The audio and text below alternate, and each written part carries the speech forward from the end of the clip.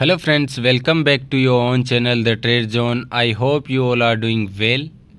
RBI monetary policy meeting के day market में एक ज़बरदस्त मोमेंट, बुलिश मोमेंटम।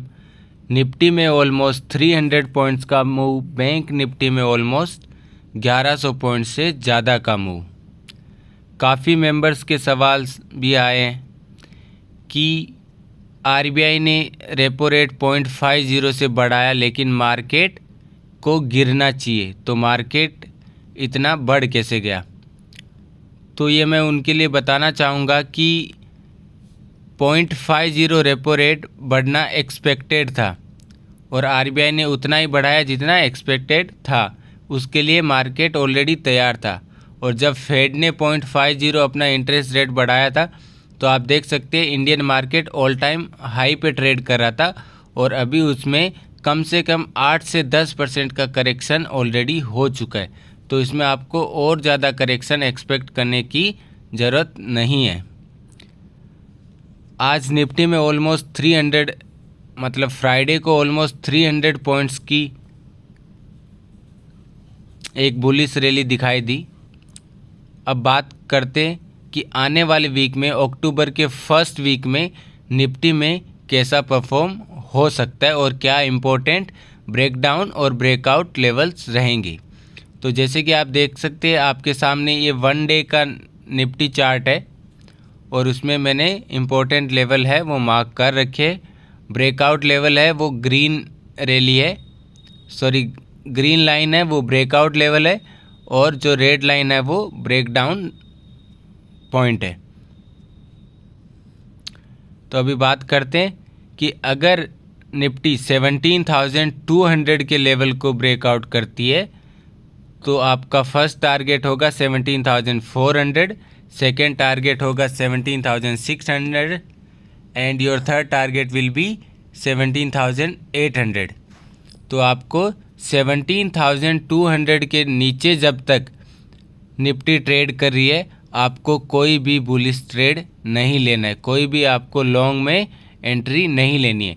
जब भी डेली बेसिस पे 17,200 के ऊपर अगर निफ्टी क्लोज होती है तो आप उसमें एक लॉन्ग ट्रेड ले सकते हैं। उससे पहले आपको कोई भी लॉन्ग ट्रेड अवॉइड करना है।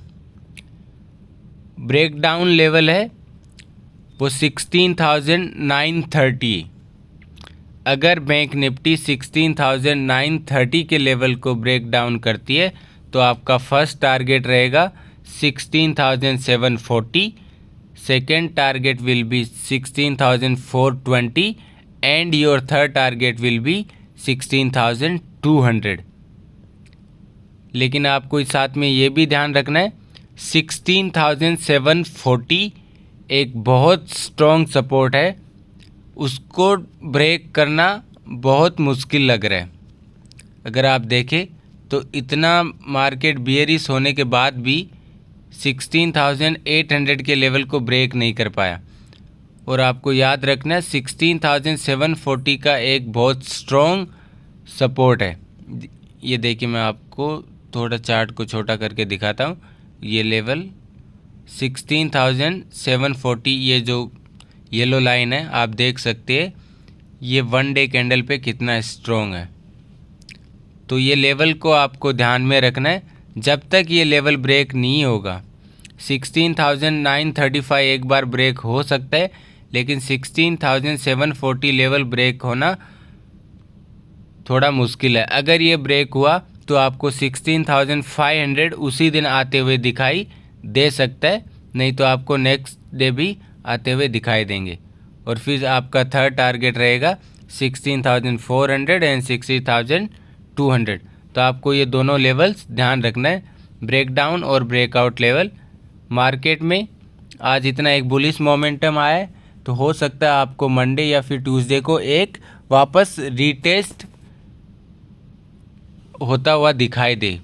तो अगर रीटेस्ट होता है तो आपको इतना घबराने की ज़रूरत नहीं है। अगर एक दिन जब मार्केट इतना भागता है तो सेकेंड डे आपको रीटेस्ट के लिए वेट करना चाहिए।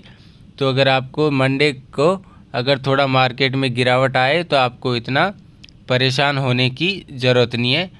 और कोई भी कंफर्मेशन के बिना आप कोई भी ट्रेड ना लें। अगर आप हमारे चैनल पर नए हैं तो चैनल को सब्सक्राइब करना बिल्कुल ना भूलें and smash the like button.